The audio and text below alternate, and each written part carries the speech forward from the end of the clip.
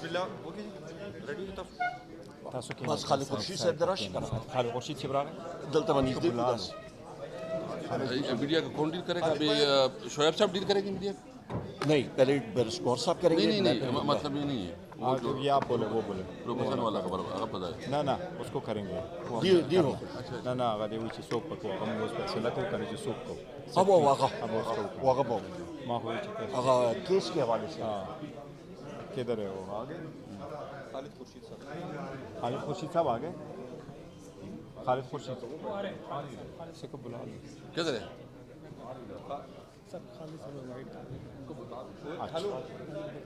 बिस्मिल्लाह करें जी ओके बिस्मिल्लाह करें ओके बिस्मिल्लाह करें रेडी है जी रेडी ओके बिस्मिल्लाहिर्रहमानिर्रहीम। आज सारे मीडिया को हम खुशमदीद कहते हैं। पहली मर्तबा हम KPK हाउस में ये press conference air short notice हम कर रहे हैं। आज हमारा एक ही पॉइंट है, पाकिस्तान तहरीक इंसाफ के सेंट्रल सेक्रेटरीट को आज 12 बजे से पहले रेड किया गया। उसी दौरान पुलिस की भारी नफरी आई, चारों तरफ से उस सेंट्रल ऑफिस को घेर लिया गया। औरतें और मर्द पुलिस अफसरान सेंट्रल ऑफिस के अंदर आए, सारे दफातर के कैमरों से तस्वीरें ली, वीडियो बनवाई, सबको काशन करवाया गया। फिर रऊब हसन साहब को अरेस्ट किया गया। सेंट्रल ऑफिस में इंटर होकर के किसी भी पॉलिटिकल वर्कर को और पॉलिटिकल पार्टी के सेंट्रल ऑफिस की जो तकद्दुस है वो पार्लियामान के बाद है। हम इस रेड की, उसकी अरेस्ट की शदीद अल्फाज में सख्त मजम्मत करते हैं। हम ये यकीन दिलाते हैं कि पाकिस्तान तहरीक इंसाफ खड़ी थी, खड़ी है और इंशाल्लाह स्ट्रांग रहेगी।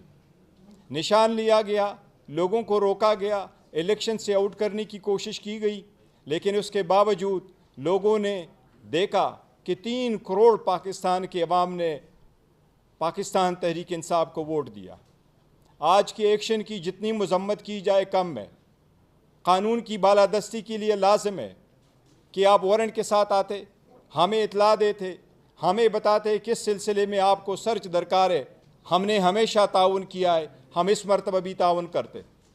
पहले भी नोटिस आए, हमने कंप्लाई किया, आज भी नोटिस आता तो हम हर सूरत कानून की बालादस्ती के लिए कंप्लाई करते। ये मकसद किसी भी केस की इंक्वायरी नहीं है। हमारे पास सुप्रीम कोर्ट के ऑर्डर के मुताबिक 41 एफिडेविट है जो हमने जमा किए हैं। उस 41 एमएनएस के एफिडेविट में से 38 जो इलेक्शन कमीशन में जमा हुए थे। आज हमारे KPK के MPs और पंजाब से हमारे MPs के एफिडेविट जमा होने थे। हमारे ऑफिस में पंजाब के MPs के एफिडेविट्स मौजूद थे। हमारा सारा रिकॉर्ड कब्ज़े में लिया गया, इंक्लूडिंग हमारे डॉक्यूमेंट्स। हमारे इंट्रा पार्टीज़ इलेक्शन के डॉक्यूमेंट्स भी लिए गए, TV स्क्रीन भी उठाए गए, कंप्यूटर भी लिए गए। और आपकी इतलात के मुताबिक हमारे तकरीबन 10 वर्कर्स, हमें नहीं पता वो कहाँ इस वक्त मौजूद हैं। उन सब के फ़ोन बंद आ रहे हैं। आप भी हमें नहीं पता कि किस FIR में किसको कौन मतलूब है। जिस वक्त रऊब हसन साहब को अरेस्ट किया गया, रऊब हसन साहब को नीचे ले जाया गया, तो रऊब हसन साहब 70 साल से ज़्यादा उम्र के हैं। वो कैंसर के पेशेंट है, उस पर पहले अटैक हो चुका है। मेरा कंसर्न था रऊब साहब की सेफ्टी, इसलिए मैं रऊब साहब के साथ उसी की गाड़ी में गया हूँ। मैं उसके साथ बैठा हूँ। पुलिस स्टेशन ले जाया गया, पुलिस लाइन्स इस्लामाबाद।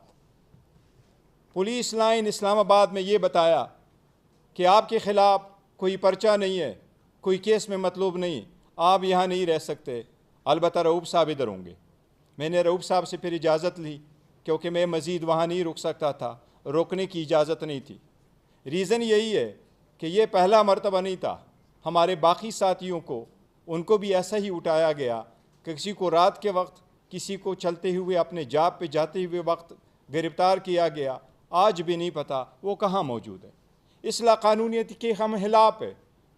इसला कानूनियत से कुल हासिल नहीं होना। लोगों को तोड़ना बड़ा आसान है, जोड़ना और आगे लेके जाना बड़ा मुश्किल काम है। पाकिस्तान तहरीक इंसाफ टेररिज्म की हर सूरत और हर फॉर्म में शदीद मजम्मत करती है। पाकिस्तान तहरीक इंसाफ इंसाफ का नाम है, रूल ऑफ लॉ के लिए है और दहशतगर्दी के ख़िलाफ़ है। हम सबसे पहले इंडियन आर्मी चीफ की इस बयान की मजम्मत करते हैं और इंशाअल्लाह वो कभी कामयाब नहीं होंगे कि पाकिस्तान की आर्मी कमज़ोर हो। लेकिन साथ यही कहते हैं कि दहशतगर्दी में हमने असम्बली में भी ये पॉइंट उठाया और उस पर गवर्नमेंट का जवाब आया। हमने ये कहा कि जो ऑपरेशन होने जा रहा है या हुकूमत इरादा रखती है उस पर इस ईमान को इत्मीनान मिले, हमें ब्रीफ किया जाए, अस्करी क़ियादत आके ब्रीफ करे। उस पर गवर्नमेंट की तरफ से लॉ मिनिस्टर का ये पैगाम आया था, ये जवाब आया था कि इसी पे यहाँ ब्रीफिंग होगी, इस ईवान में ब्रीफिंग होगी, वज़ीर आज़म के सामने ब्रीफिंग होगी, इंटीरियर मिनिस्टर के सामने ब्रीफिंग होगी और उन्होंने कहा था मैं ख़ुद भी यहाँ मौजूद हूँगा। आज तक वो ब्रीफिंग नहीं हुई। एक पॉलिटिकल पार्टी जो इतनी स्ट्रांग और मजबूत हो उनको आइसोलेट करना, हर वो इकदाम करना जिससे उस पॉलिटिकल पार्टी के वर्कर सपोर्टर डिसहार्ट हो, सिर्फ उस पार्टी को टारगेट किया जा रहा है।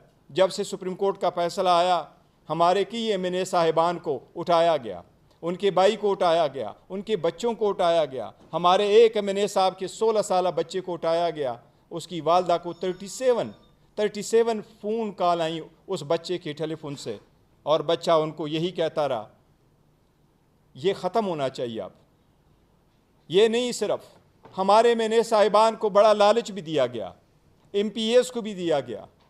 सुप्रीम कोर्ट का फ़ैसला है, इंशाअल्लाह ये इम्प्लीमेंट होगा। पाकिस्तान तहरीक इंसाफ इन कार्रवाइयों की शदीद मजम्मत करती है। इंशाअल्लाह ताला रूब हसन साहब के लिए सारी की सारी कार्रवाई अमल में लाएंगे। हम अदलिया से उम्मीद करते हैं कि इंशाअल्लाह कल अगर उसको अदालत में प्रोड्यूस किया जाएगा तो हमें उम्मीद है कि इंशाअल्लाह ताला रूब हसन साहब को डिस्चार्ज किया जाएगा।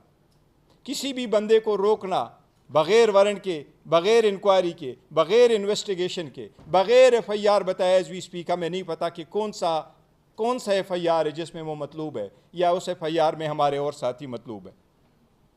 ये सब कुछ सिर्फ एक पार्टी को कमज़ोर करने के लिए किया जा रहा है। इससे मुल्क आगे नहीं जाएगा, इससे मुल्क का नुकसान होगा, इसलिए हम इसकी मजम्मत करते हैं। अब मैं दावत करूँगा कि उमर साहब इस पर तफसील से बात करें। बहुत शुक्रिया जी।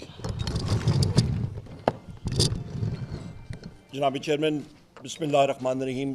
सारे ख़वातीन व हज़रात, पाकिस्तान में सुनने वालों को सारों को खैबर पख्तूनख्वा हाउस इस्लामाबाद से अस्सलाम वालेकुम। ख़वातीन व हज़रात, आज मेरे चेयरमैन और मेरे कॉलीग जनाब बैरिस्टर गौर साहब ने तफसीलन आपको वो सारे वाक़यात सुनाए कि जिसके ज़रिए आज पाकिस्तान तहरीक इंसाफ के सेंट्रल ऑफिस में रेड हुआ। तफसीलन उन्होंने बात कर दी।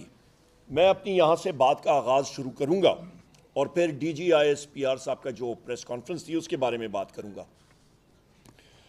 जो रेड था उसके हवाले से मैं बात करूँगा कि एफिडेविट निशाना था, रेड बहाना था।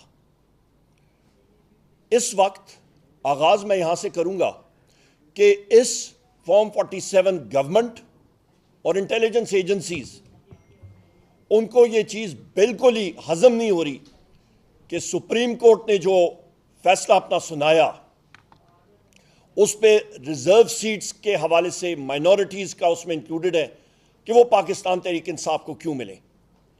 आए दिन आप कभी नवाज शरीफ की कॉन्फ्रेंस सुनते हैं, कभी मरियम नवाज की, कभी शहबाज शरीफ की, कभी तारड़ की सुनते हैं और ये बात होती है कि पाकिस्तान तहरीक इंसाफ को क्यों ये सीटें दी जा रही हैं। यहाँ पे बात हम लोग शुरू करेंगे कि मैं अपने अजीम कायद वज़ीर आज़म इमरान खान साहब को कोट करूँगा। वो हमेशा क्या बात करते हैं, ख़वातीन हज़रात, वज़ीर आज़म इमरान खान साहब बात करते हैं कि जिस मुल्क में आइन और कानून की बालादस्ती नहीं होगी, रूल ऑफ लॉ नहीं होगा, वहां पे आपकी सरमायाकारी नहीं होगी। जब सरमायाकारी नहीं होगी, आपका कारोबार नहीं चलेगा। आपका कारोबार नहीं चलेगा, मुल्क तरक्की नहीं करेगा। मुल्क तरक्की नहीं करेगा, वहां पे आपकी बेरोजगारी बढ़ेगी। बेरोजगारी बढ़ेगी, जराइम बढ़ेंगे, दहशतगर्दी बढ़ेगी। रूट कॉज पे जाएं, असली वजह पे जाएं, इधर उधर की बातें छोड़ दें।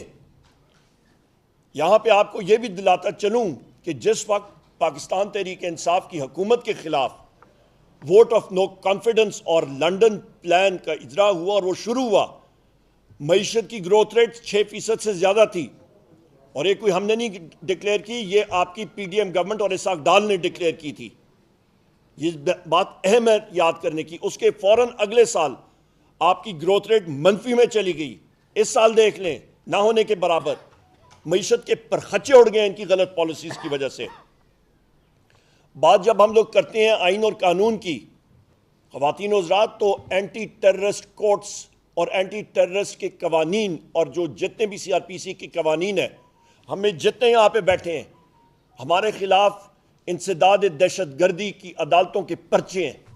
आए दिन